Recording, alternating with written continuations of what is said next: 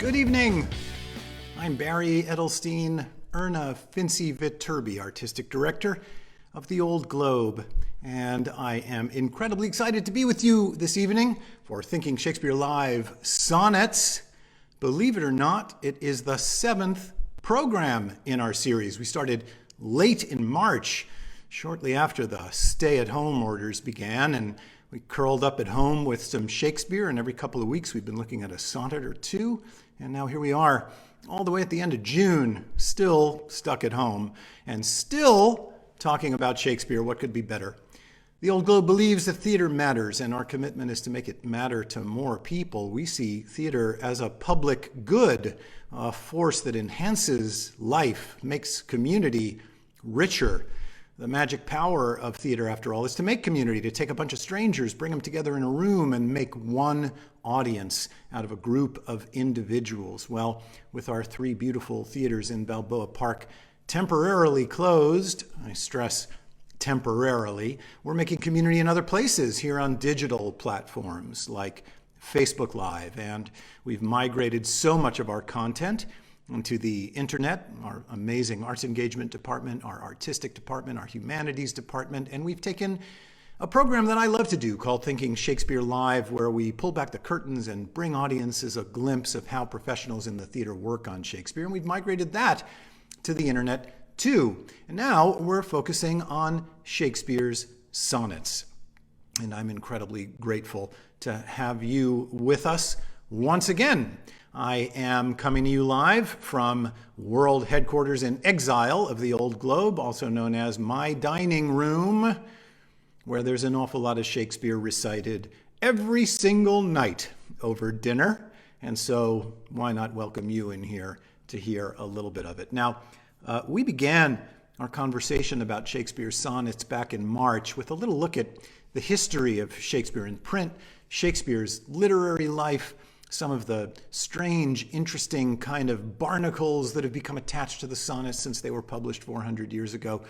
And then in the last 4 programs or so, I sort of just dove into the poetry. And so today I'm going to take a little bit of a review back to where we started, just to remind you and that maybe folks who've been with us and some newcomers about what these poems are, where they came from, why we look at them, what some of the mysteries involved with them might be. And then we're going to look at 2 spectacularly good sonnets tonight and root around some other stuff in Shakespeare as well.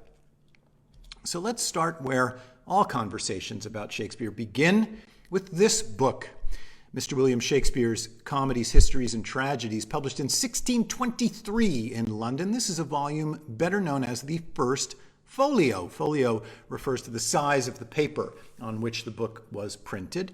The First Folio, published in 1623, 7 years after Shakespeare's death, was the first complete works of Shakespeare.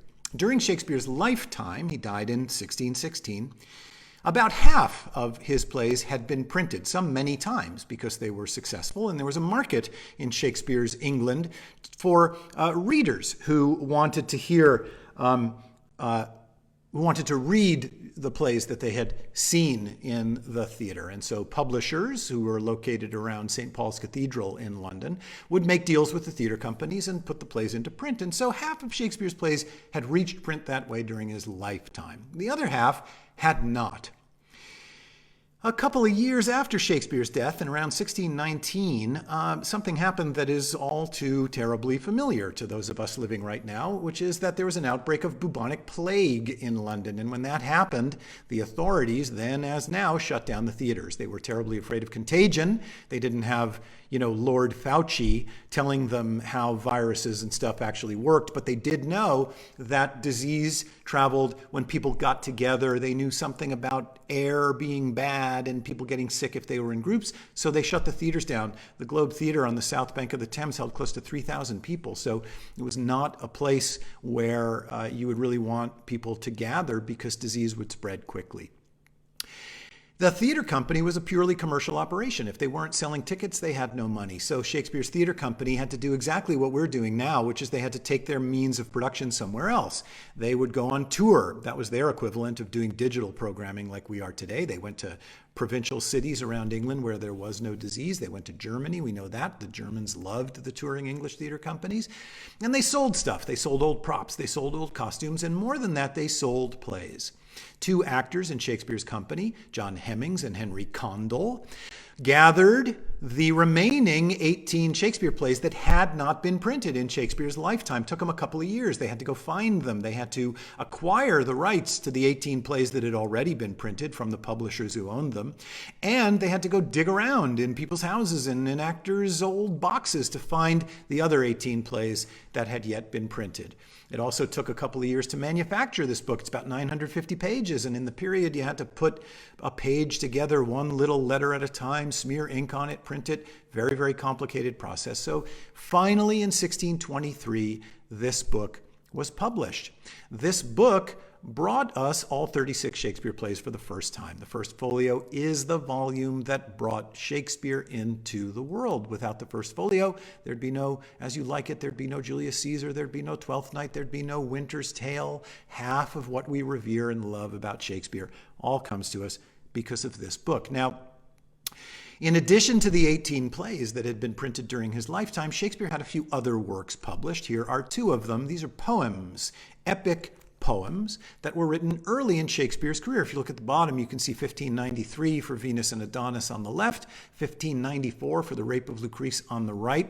Wouldn't you know that the early 1590s were another period of plague in Shakespeare's London? And so a would-be playwright just at the beginning of his career had to put down his ambitions as a man of theater and turn his hand to writing poetry. And he had a huge success, in particular with Venus and Adonis, which is a kind of sexy poem about a middle-aged woman having an affair with a handsome young man, or trying to, and it became a scandalous success for the young Shakespeare. Take a quick look, though, at those title pages. You don't see the name William Shakespeare on them. He wasn't famous enough yet to get title page billing.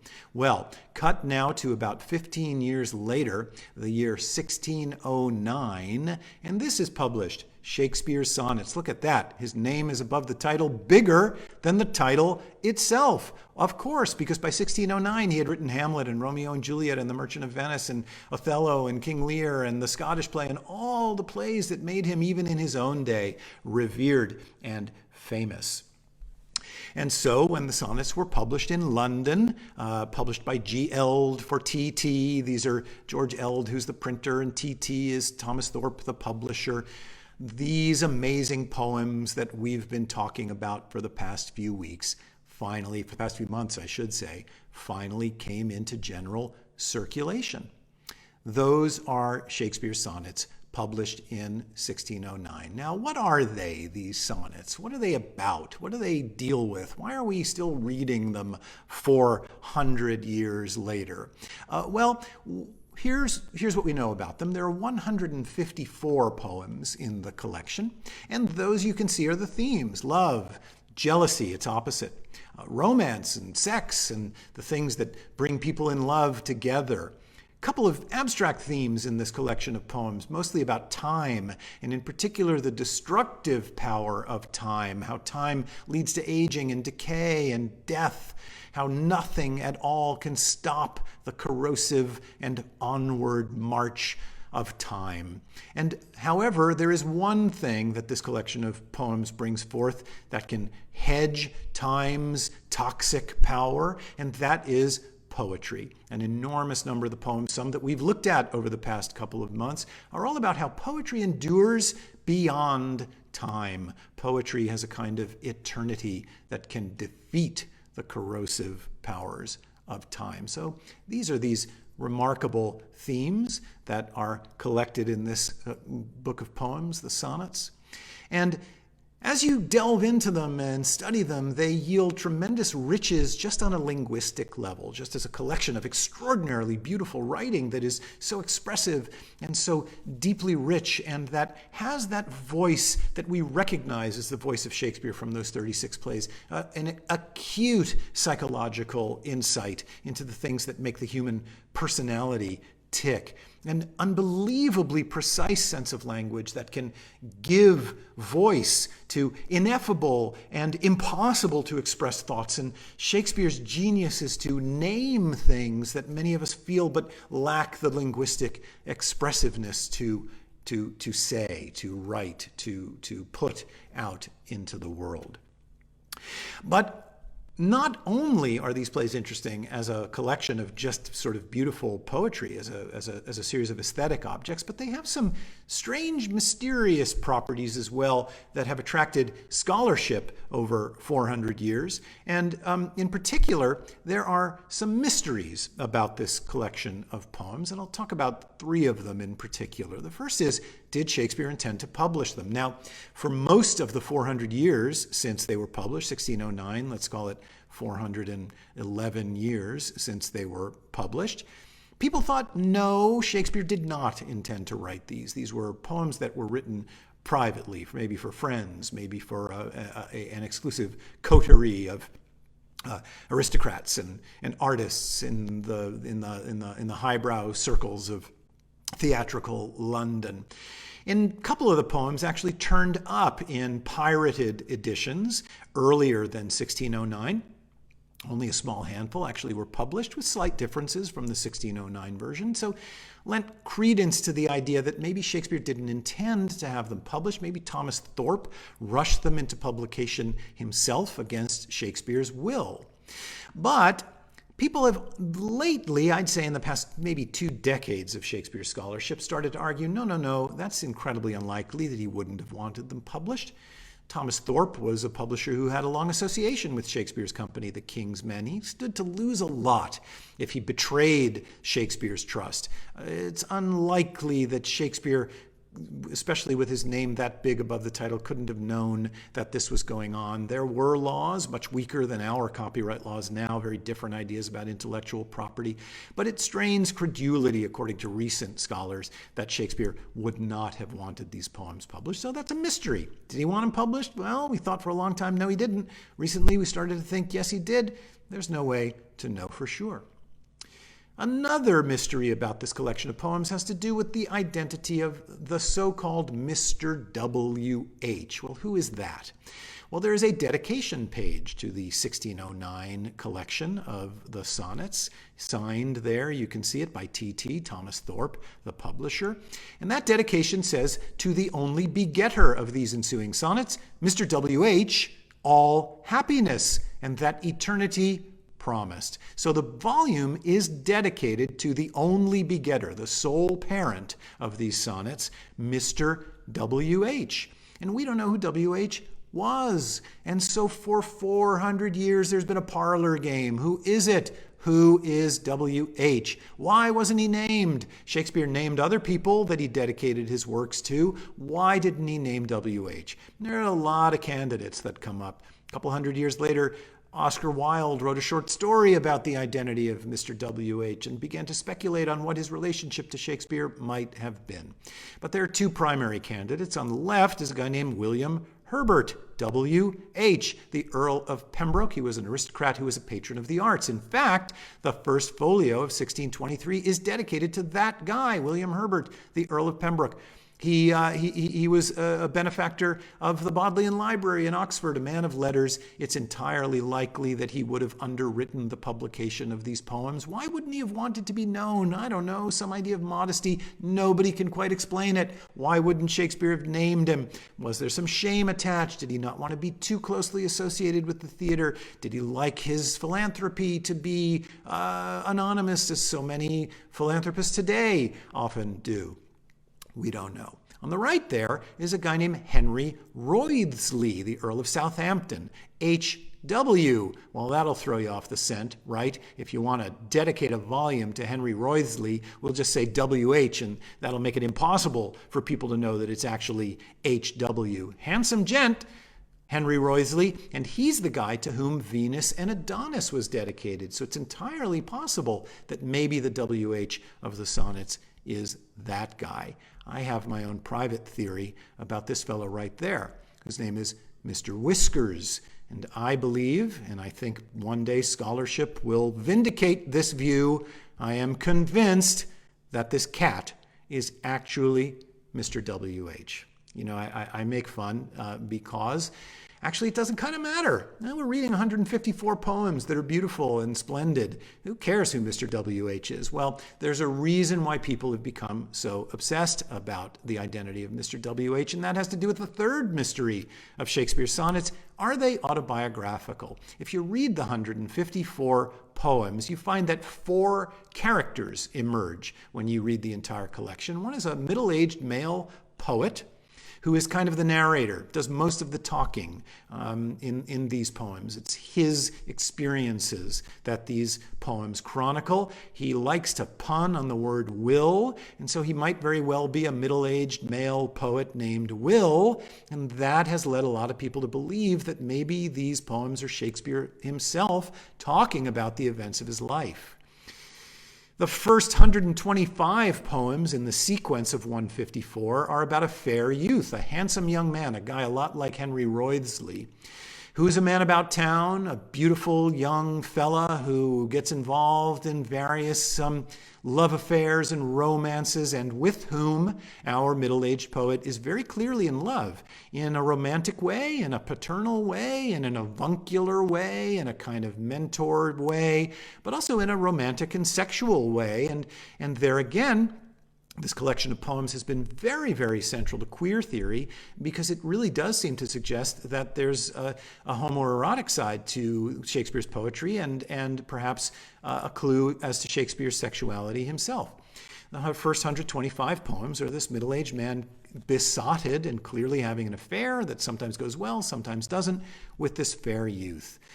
Along comes a rival poet for a few poems of the sequence, who also is in love with this fair youth, and our poet, our will-obsessed poet, gets jealous of this rival poet, and that is the story of a handful of these poems. And then from poem 126 on, the fair youth is ditched, and suddenly, and we're going to read one of them tonight, the poet is writing to a woman. She's got dark hair, she's got dark eyes, she's got dark complexion. She is the so-called dark lady of the sonnets. Now, we know that other publications, there was another publication of the sonnets in the 1640s in a completely different order, not 1 through 154. They're all jumbled around. So it's a later imposition on the sequence to say that the first 125 are about a boy and the rest are about a girl. We don't know. We're not sure. And especially if Shakespeare didn't intend to publish them that way, it's not at all clear that we should read them that way. There's so much speculation. There are people who speculate about who the Dark Lady was. There's a woman from Italy who is known to be in London. Maybe she was the Dark Lady. There are people who speculate about 5 different ideas about who the rival poet was, about different identities for the guy, all trying to find clues to Shakespeare's own life. Well, one of the things we know as readers of fiction in the 21st century is these kind of games of identity and games with autobiography are standard practice for fiction writers. Of course they mine their own lives. It doesn't mean that their fictional output is strictly autobiographical. I mean, my favorite writer ever is Philip Roth. He writes about himself. He writes books in which there are characters named Philip Roth, who have a brother with Philip Roth's brother's name and a mother with Philip Roth's mother's name, and who grew up in Newark like Philip Roth did, but they're not Philip Roth. Ditto Shakespeare here. Might he have had these experiences? Might there have been a fair youth that he was in love with? Sure. But these mysteries are separate from the merits, joys, and beauties of the sonnets themselves. So that's a little refresher about the vintage of the sonnets, about the provenance of the sonnets, about the mysteries that surround the sonnets. And now we need to talk a little bit about their form. All 154 of them have 14 lines. Those 14 lines are organized into groups called quatrain. A quatrain, like quattro, has 4 lines. So there's 3 groups of 4, meaning 12, plus a couplet, which is 2 lines. That's how you get to 14. 3 times 4 plus 2 is the structure of all of these sonnets. 3 groups of 4 lines and then a set of 2 lines. The sonnets have a rhyme scheme, and the rhymes alternate in each quatrain. There you see the rhymes from the sonnet we looked at a couple of weeks ago. Mine's love finds remove. Mark shaken, bark taken. So you can see that the rhymes alternate. The first and third lines rhyme, that is the last line, the last word on the line rhymes. The second and fourth lines rhyme. The last word on those lines rhyme, and then the couplet rhymes. So there you see the code, A, B, alternating. C, D, C, D, E, F, E, F, G, G. That's the rhyme scheme of all these sonnets. We're going to see that shortly. The sonnets are written in iambic pentameter. Welcome back to high school, everyone. Iambic pentameter. That is the time signature of Shakespeare's poetry. The rhythm of the lines. And iamb is a unit of language that has 2 syllables. The first syllable is unstressed and the second is stressed. So didum, that's an iamb. New York, that's an iamb. First syllable unstressed, second syllable stressed. Penta means 5, like the pentagon, 5 sides. So you put 5 iambs together, de-dump, de-dump, de-dump, de-dump, de-dump. That's iambic pentameter. Shakespeare loves it. O Romeo, Romeo, wherefore art thou Romeo? Once more unto the breach, dear friends, once more, or close the wall up with our English dead. Shakespeare writes the bulk, the vast majority of his poetry in iambic pentameter. He writes these sonnets in that meter too. Finally, almost all of the sonnets, one of the ones we're going to look at tonight very clearly, has what's called a volta, or a turn. So the sonnets tell little stories. They make little cases. They put forth little arguments. The arguments go in one direction, and then they hit a point in the argument where usually you'll see the word but or yet, and they turn, they make a volta in Italian and go in another direction. So I could write a sonnet that says, gee, it's been a drag to be cooped up in my house for 3 months, but I have sure enjoyed hanging out with my kids. So that's the volta. It has been a drag being cooped up in my house for all these months, but volta, I have enjoyed hanging out with my children. And most of these poems have a volta, and in most cases it comes at the beginning of line 9. We're going to see that tonight. So that is the form of these poems. And that's the end of our little review. And so now, guess what? We're going to jump into one of these spectacular poems, the Heinz Ketchup poem of the sonnets, number 57. 57 varieties of sonnets here up until this point. This is one that I really, really enjoy, and it's incredibly interesting for reasons that we're going to see right away. I'm going to take you through it. Jump right in. You're going to see those quatrains. You're going to see that couplet. You're going to see iambic pentameter. You're going to see that rhyme scheme. And most of all, you're going to hear that extraordinarily rich, precise, humane voice of William Shakespeare that makes us love these poems so much. So here is how Sonnet 57 goes. Being your slave, what should I do but tend upon the hours and times of your desire? Right? I work for you. Maybe I'm a metaphoric slave, and I'm somebody who's devoted to you. I'm a servant in some capacity. I am beholden to you. I wait on you. I attend on you. And so what can I do but attend upon what you want? Being your slave, what should I do but tend upon the hours and times of your desire? I have no precious time at all to spend, nor services to do, till you require. My time doesn't mean anything. And actually, I don't actually have any work to do either until you ask me to do it. So there's our first quatrain, 4 lines: tend, desire, spend, require. You can see iambic pentameter, being your slave, what should I do but tend upon the hours and time of your desire. So far, we have a quatrain that's saying, look, I'm devoted to you in some fashion. I work for you. I have built my life around you. I am subservient to you, either metaphorically or actually. And, you know, all I care about is what you want, and I have no existence or any purpose of my own outside of you. Nor dare I chide the world without end hour, whilst I, my sovereign, watch the clock for you. So I can't get mad at the clock for moving slowly while I'm waiting for you to show up. It's a beautiful phrase, world without end hour, right? What an expression of eternity. I mean, God, can all of us in the era of COVID-19 relate to the slow motion of time as a world without end? So I have no services to do till you require. I can't chide the clock for moving slowly while I'm waiting for you, nor think the bitterness of absence sour when you have bid your servants once adieu. I can't think that it's terrible to be absent from you once you've said goodbye, right? So there's a series of phrases that list the things that I'm not doing. I have no precious time, I have no services to do, nor dare I chide, nor think the bitterness, that build of nor, these are the things I don't do because I'm a servant, and whatever you want goes. Nor dare I question with my jealous thought where you may be, or your affairs, suppose. So also, I can't get jealous. I work for you. It's not a personal relationship. You can do whatever you want. What your affairs, right? There's an implication that there's something romantic going on, and I can't even speculate about what you may be doing, but like a sad slave, stay and think of naught save where you are, how happy you make those. So here are the things I don't do. I don't have any work to do. I don't get bitter when you're not here. I don't question where you might be. All I do is sit like a sad slave and think of nothing except for how happy the people are where you are, right? Look at the alliteration there of like a sad slave stay and think of naught save where you are, how happy you make those.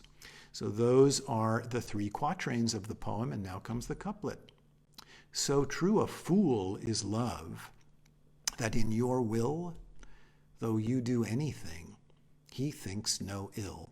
So this is a poem of someone who is devoted, either in a work indentured mean or emotionally to someone else, and is so purely and perfectly devoted to this person that they don't dare question.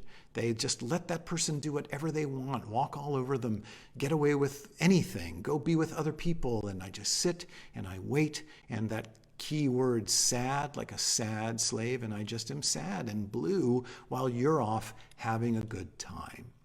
Well, here is how the editor of one of my sonnet books that I love, the Ardent Shakespeare Sonnets, sums up this Shakespeare sonnet number 57. Catherine Duncan Jones, the editor, says about this poem, claiming to be wholly subservient, physically and mentally, to the wishes and commitments of his young friend, the speaker nonetheless indicates that he is aware that his absent friend may not be employing his time well. So Catherine Duncan Jones reads this poem in a very straightforward way. I am devoted to you, wholly subservient physically and mentally to you, and you go do whatever you want, and I just sit sad and accept it. Well, I'm not 100% sure that Professor Duncan Jones is right. I am a man of the theater, and a man of the theater brings a slightly different idea to Shakespeare than an academic reader does, than a reader of poetry in a study might, because a man of the theater understands that these are human expressions. We're trained to read Shakespeare as the thoughts and ideas of a person who wants something, needs something, and uses language to express that inner life. And I read this poem and I think I'm not so sure that this person is all so willingly subservient. I actually think that there's an underlying meaning there, that actually what the person is saying is a little different from the words themselves. The words are saying that I am wholly subservient to you and all I'm going to do is agree to be sad while you go off and do whatever you want. But my meaning is actually a little different. And this brings me to an idea that is kind of shocking. It's taken me this long to introduce to an audience of thinkers about Shakespeare. The idea that sometimes in Shakespeare people say say one thing but mean something else. And that idea is called irony.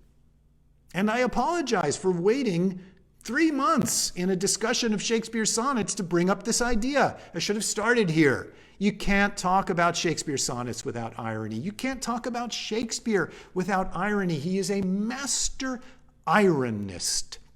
One of the most ironic writers, and without irony, it's impossible to understand him. It's like talking about Hawaii without mentioning the beach. You're leaving out something absolutely central to who he is. Shakespeare loves irony, worships irony, delectates in the power of the English language to mean multiple things, marvels at the way that a word in English can seem to express the exact opposite of what its meaning in the dictionary might actually be. Now, Shakespeare uses irony in all sorts of ways. There's verbal irony, and let me give you a couple of examples. Famously, in Julius Caesar, one of the first folio plays, Mark Antony goes out to give a funeral oration. There you see a recent production that our fabulous MFA acting students did at the Old Globe a couple of years ago. And Mark Antony goes up to give what everybody believes is going to be a straightforward funeral oration over the murdered body of Julius Caesar. And in it, he repeats how Caesar's murderers, Brutus and the rest, are honorable men. But he doesn't mean that they're honorable men. He means they're terribly dishonorable men. It's the most ironic statement in the play. So are they all honorable men. And as he piles up repeat after repeat of the word honorable, we know he's being ironic. He doesn't mean that at all. For Brutus is an honorable man. That is verbal irony. That is Shakespeare using a word to mean the opposite of what it actually means. Another example, one of my favorites in the entire canon of Shakespeare's facility with verbal irony, comes from the Scottish play. I'm not in a theater, so I can name it, Macbeth. If my lighting equipment falls on my head, you'll know why. There's a production we did at our Lowell Davies Festival stage at the Old Globe a few years ago with Marcia Stephanie Blake as Lady Macbeth on the right and Jonathan Cake on the left. You see his bloody hands. You see he's got daggers in his hands. They're in bed. This is the terrible night when Macbeth goes and murders Duncan, the king, who is a guest in his house. And he's so crazed and so guilt-ridden and so shocked that he's even doing it that he makes a series of mistakes. He murders the servants who are watching over Duncan's body. He brings the daggers back from the murder site. He was supposed to plant it and make it look like these servants did it. And Lady Macbeth and Macbeth have a shocking, crazy, yelling fest of each other. And he says, "I'll never sleep again, and I'm crazy." And she slaps him around and says, "Why did you do that?" It's a wild, turbulent, extraordinary scene. And they finally make it through this night. The next morning, Macbeth has to pull it together because he's got guests coming. And a guy named Lennox shows up at the castle, and he had a crazy night too, but for different reasons. And he says this: "The night has been unruly. Where we lay, our chimneys were blown down. And as they say, lamenting's heard in the air. Strange screams of death, and prophesying with accents terrible of dire combustion and confused events new hatched to the woeful time." So the chimney fell over in the house where we were staying. We heard crazy screeches and screams in the air. We heard weird prophecies about terrible things that are going to happen.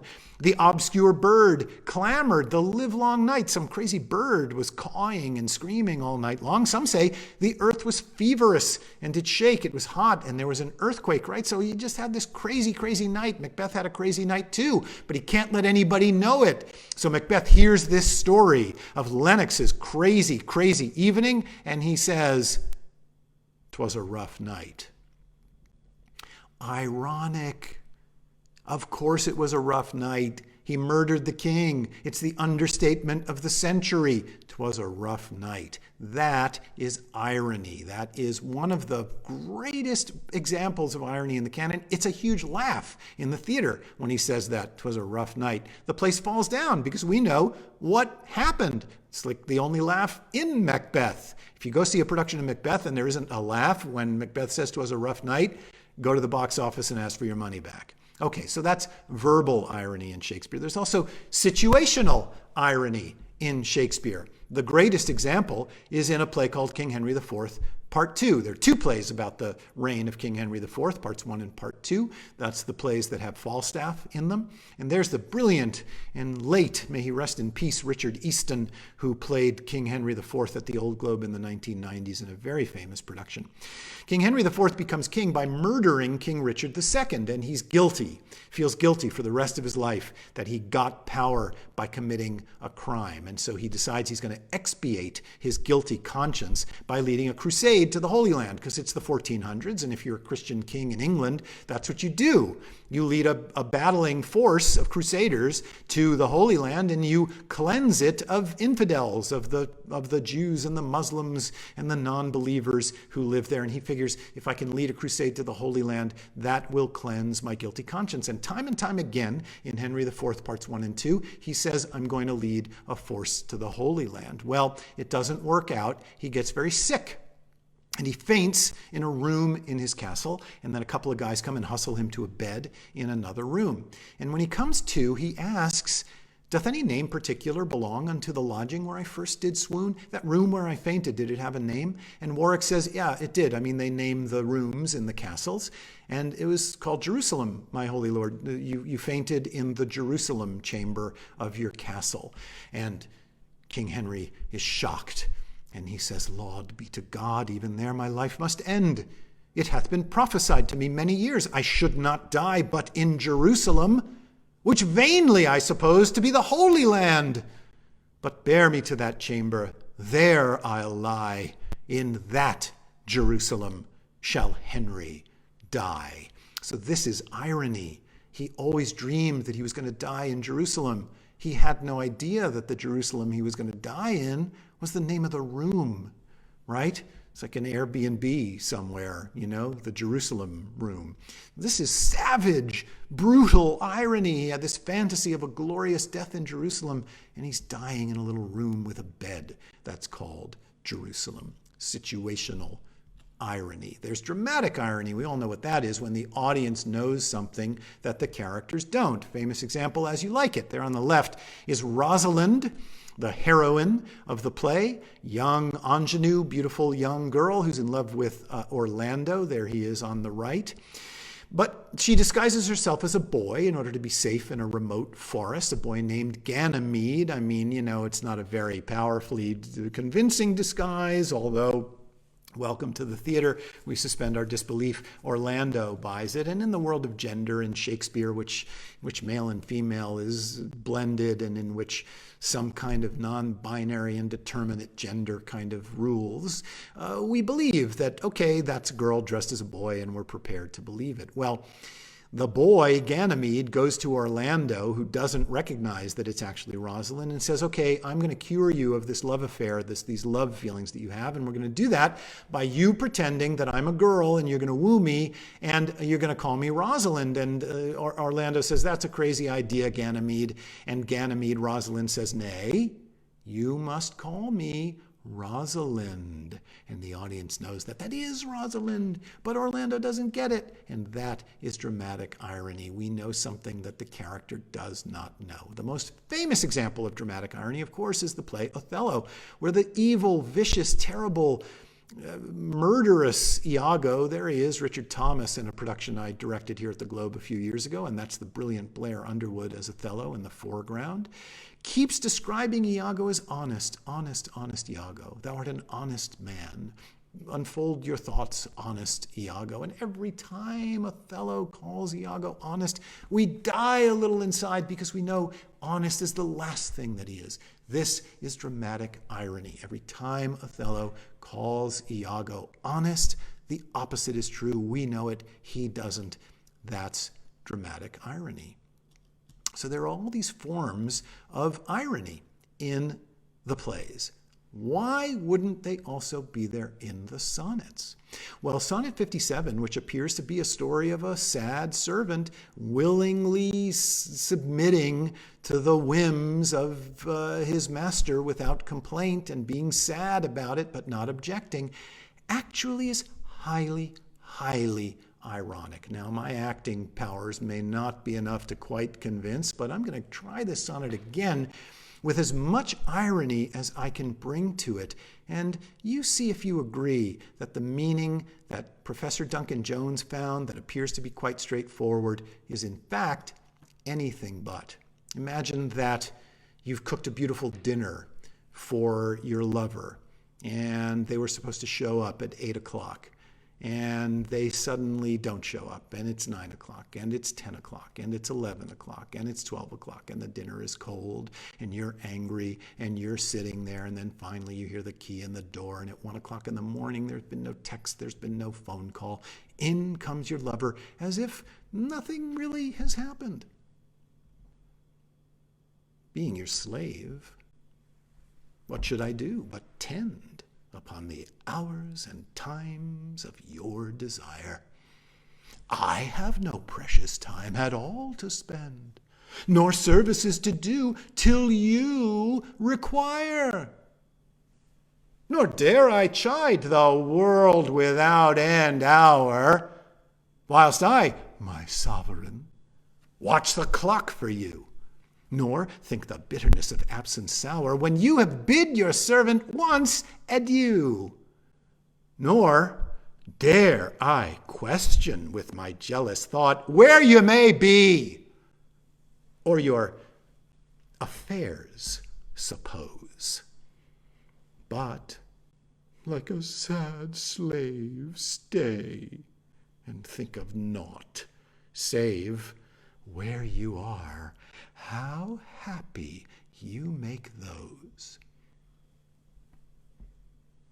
So true a fool is love, that in your will, though you do anything, he thinks no ill.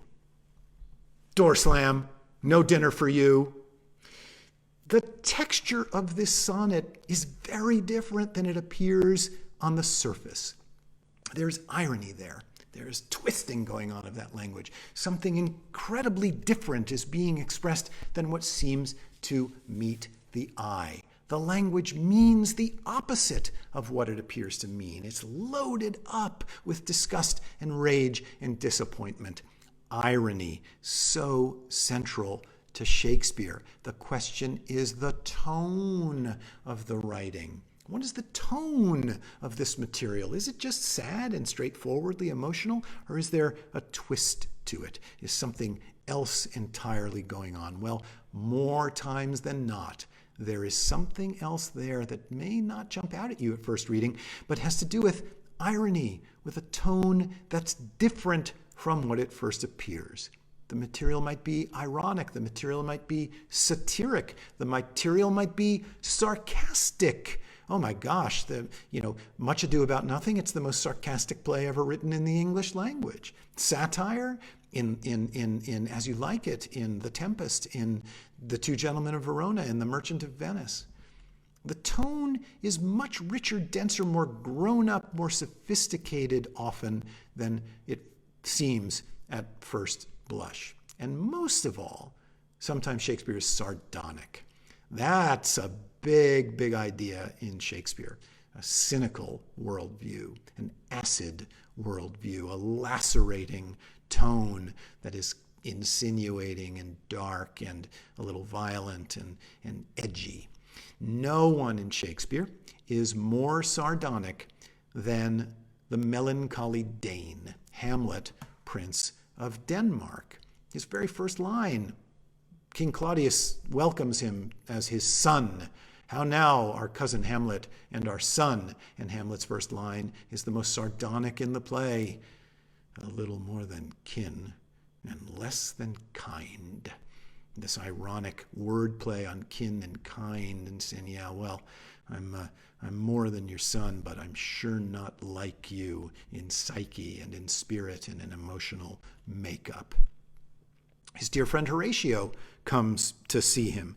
And Horatio says, I came here for your father's funeral. And Hamlet says, no, you came for my mother's wedding, I think. And Horatio says, yeah, they kind of were a little close together. And Hamlet makes this brutally sardonic joke. Thrift, Horatio.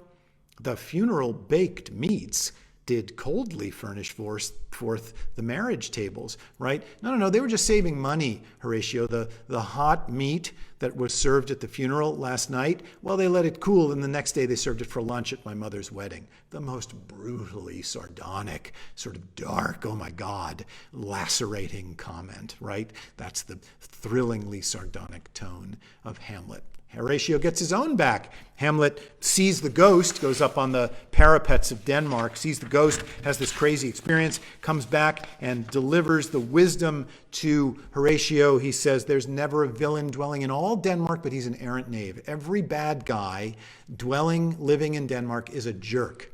And Horatio responds sardonically, there needs no ghost, my lord, come from the grave to tell us this. Every bad guy's a jerk. I mean, a ghost had to come to tell you that. It's a wonderful line. I use that line all the time. When somebody tells me something obvious, you're going to open the restaurants, there's going to be a little bit more virus going on.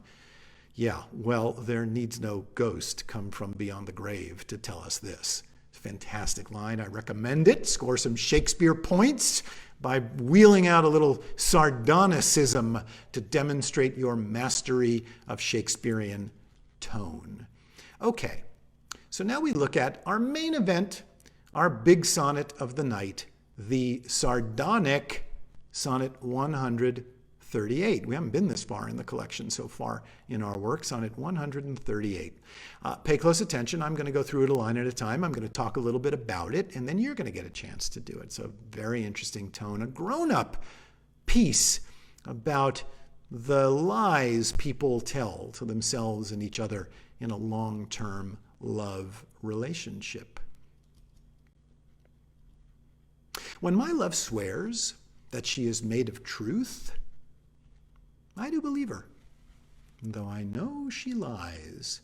When my lover tells me that she's absolutely true, right, that she's made of truth, that her behavior is truthful, that she's being honest and behaving with integrity, I believe her, even though I know she is full of baloney and having affairs all over the place and cheating on me, right? When my love swears that she is made of truth, I do believe her, though I know she lies.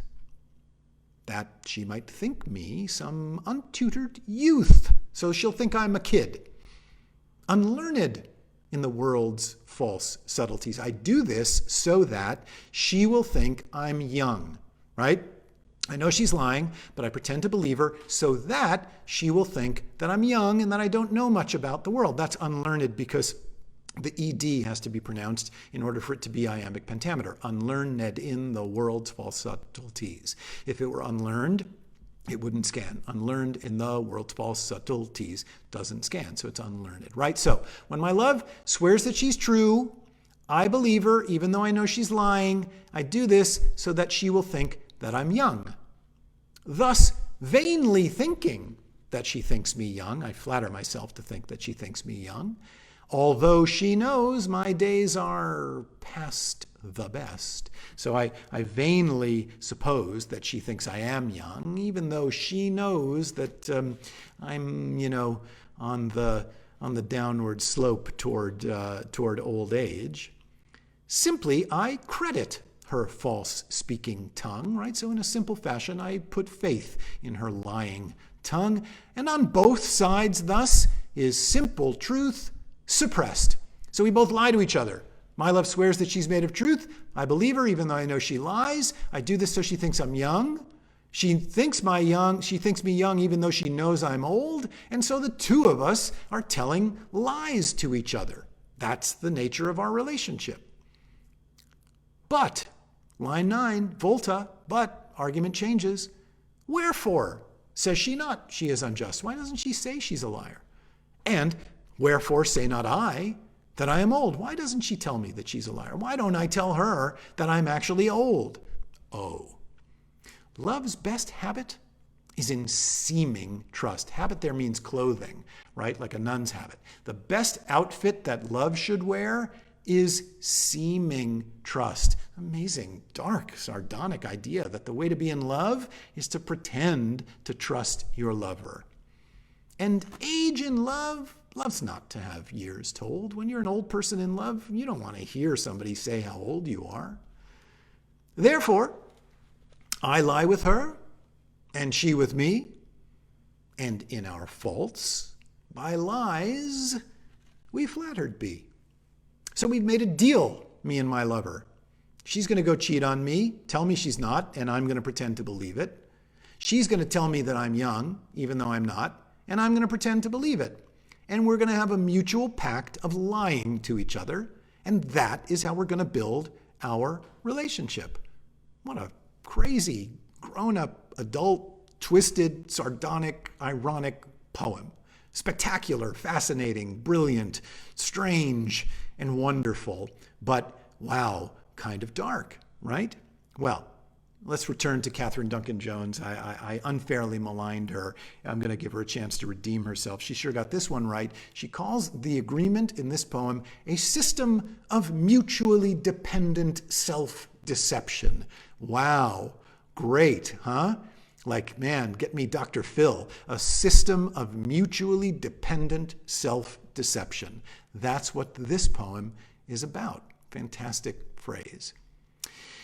As always, we go through Shakespeare one line at a time. He wrote in iambic pentameter. He knew he was doing that. We say one line. We then think what comes next. We say the next line. If you see a piece of Shakespeare you've never seen before, cover up the text with a piece of paper. Say one line. Pull the paper down. Say the next line. Pull the paper down. Say the next line. It will automatically begin to make sense. And ask little questions at the end of each line so that you have to think up the next idea. When my love swears that she is made of truth, what? I do believe her, though I know she lies. Why? That she might think me some untutored youth. What about it? Unlearned in the world's false subtleties. What else? Thus, vainly thinking that she thinks me young. Really? Although she knows my days are past the best. What else? Though simply I credit her false-speaking tongue. So what? On both sides, thus, is simple truth suppressed. So you go through the material and you ask a little question at the end of each line of verse and answer that question with the next line. And the thoughts come rising off the paper in the most wonderful way. The verbs in Shakespeare's writing are extremely precise and highly expressive. Look at the verbs in this poem. Swears, is made, do believe, know, lies, think, unlearned, thinking, thinks. Credit, speaking, is suppressed, says, is say, am, is seeming, loves, to have told, lie, flattered be. Wonderfully expressive. You hear the whole poem just in the verbs. Antithesis, the idea of opposites in Shakespeare, to be or not to be. I come to bury Caesar, not to praise him. This is a huge idea in Shakespeare, the clash of opposite ideas, and you see the ones in the same color are opposite each other. Truth, lies. I do believe, though I know. I do believe, I know. Opposite. Thinking, knows. Young, past the best. Old, right? So young, old. Young and past the best are opposite each other. She says not, say not I. Unjust, old. I lie with her, she with me. So you hear this pattern of opposition and the clashing of opposites in the poem. And finally, we hear some extraordinary things in the way the language power of expression changes, right? It's actually quite simple language, mostly monosyllabic words. There's not a lot of figurative language. There's no real simile or metaphoric flights, no big figurative language of any kind. It's a very, very straightforward poem, but there is one extraordinary thing going on, which is a pun. Now, I could do 5 hours of Shakespeare programming about Shakespeare's addiction to puns. He cannot avoid them. I'm going to give you just one of my very favorite examples. It's from The Merchant of Venice. There you see Al Pacino in a production that I worked on before I moved to San Diego, 9 years ago, where he played Shylock on Broadway in New York. And in the story of the play, Shylock is a moneylender. His arch enemy, he's a Jewish moneylender. You can see his yarmulke on, his kippah there on. And a vicious anti-Semite named Antonio, who's a shipping magnate, comes to Shylock, wants to borrow money. Shylock has this guy's number. You want to borrow money from me when you're spitting on me and calling me a dog? Okay, we'll do a deal. I'll play some games with you. I'll have some fun. And he says, I'm not sure that I can risk my money on a guy who has ships, because ships are but boards, sailors but men. There are hazards involved in shipping. There be land rats and water thieves and land thieves. I mean pirates, right? Now, So he says, yeah, I'm not going to give you my money because shipping is full of hazards. And this weird word pirates is really, really interesting. And in the hands of a great actor like Pacino, it does something punning and wonderful. And here you can see the clue. This is the first folio in which the play appears. And you can see that it's spelled P-Y-R-A-T-S, not P-I-R-A-T-E-S like a modern edition. Pirates. Pirates. So he doesn't say pirates. Listen to what happens if you make the pun pirates. Ships are but boards, sailors but men. There be land rats and water rats, water thieves and land thieves. I mean, pirates. And it's a fantastic pun, brings the house down. Shylock makes this wonderful punny joke on pirates, right? Yuck, yuck, yuck. Shoves an elbow into Antonio's ribs. He knows he's just sending the guy up. The English call taking the piss out of the guy, right? Taking the mickey out of him. That's what Shylock is doing there with that extraordinary pun on pirates. Well, Sonnet 138 has a pun on the word lie, a couple of puns, right? Lie means to tell an untruth, to fib, to fake it. But in Elizabethan English, to lie with someone means to sleep with them, to have sex with them. So there is this complex pun running through Sonnet 138 about lying. Therefore, I lie with her and she with me. We're both telling an untruth and we're sleeping with each other. And that pun on the word lie is part of the sophisticated, sardonic, ironic texture of the language and its tone. All right, so that is beautiful Sonnet 138. Now, I am going to get out of the way, and we're going to read it together, right? So, you have a long-term relationship with someone, and you love them, and it's wonderful to hang out with them, and they're a little naughty and they misbehave, but it's much more trouble to deal with that than it is to just live with it. And anyway, you've got your own vanity to think about. So you're talking to the person you love about the wonderfully adult, wonderfully sophisticated, wonderfully ironic love deal that you have made with them. And here is Sonnet 138. Let's read it together.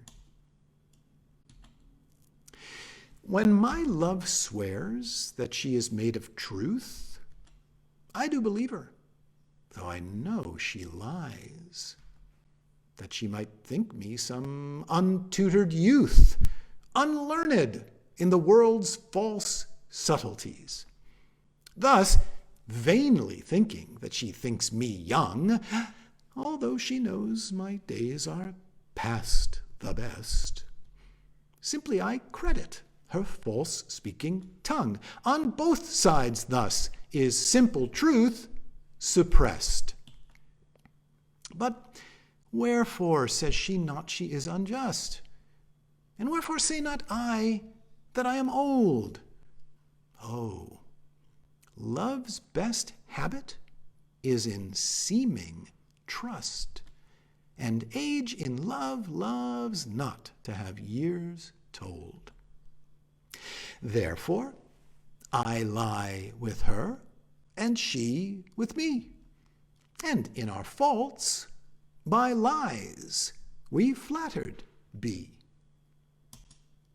A witty, sophisticated, wonderful poem. You hear Noel Coward there in the voice of Shakespeare. You hear Shakespeare as a progenitor to the sophisticated Hollywood romantic comedy. You hear an extremely modern sensibility about love in our friend William Shakespeare from way back in 1609. What a joy to listen to that sophisticated, brilliant wit of his. What a pleasure to share two thrilling sonnets with you. If you have any questions or anything you want to share with me, please drop me a line. There's my email address, hibarry@theoldglobe.org. I'll stick around on Facebook too for a minute and answer any questions that I see in the comments there. I've been so enjoying hearing from folks all over the country. And so there's my email address. Drop me a line. And hey, look, if you like this program and if you've been following the online offerings of the Old Globe, which you can see on our website, www.theoldglobe.org, please think about going to that website and to our Globe Rising page and making a contribution that will help sustain the Old Globe and keep it, and much more importantly, its wonderful people intact. until that happy day when we can reopen. Nothing ironic about my wish for that day. Thanks, everyone, so much for being with me tonight, giving me the opportunity to share my love of Shakespeare with all of you. Thanks for everything that you've been doing to support and sustain the Old Globe. Don't panic. Be brave. Be kind. Take care of yourselves. Take care of each other.